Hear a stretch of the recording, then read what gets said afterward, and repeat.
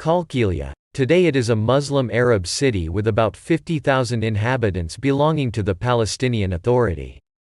There is evidence from the Stone Age, and from the time of the Romans that it served as a crossroads, and perhaps its name is Gilgal from the time of the Canaanites, or Gilgalia. The place was of strategic importance, due to its being at a crossroads. During the First World War, a railway was built, and a small railway station was established that helped transport agricultural goods from the area. During the Arab riots of 1921, the residents of Qalqilya took part in the attacks on Kfar Saba and were fined by the British government.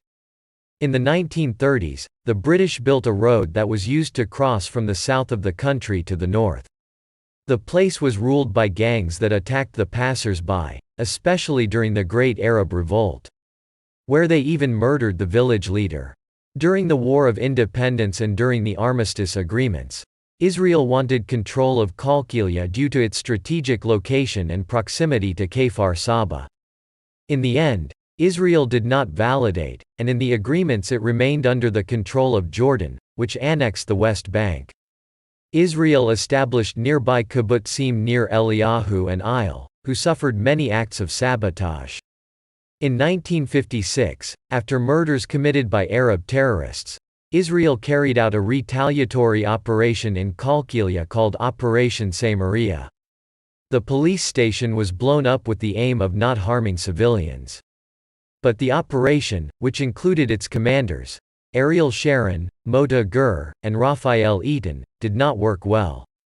On the Israeli side, 18 were killed and 68 fighters were injured. On the Jordanian side, 88 were killed and 15 fighters were injured. Israel-Britain relations deteriorated because the Jordanians had a defense agreement with Britain. Israel has decided to stop retaliation. During the Six-Day War, Kfar Saba and Nir Eliyahu were shelled. Qalqilya was captured and many of its houses were destroyed.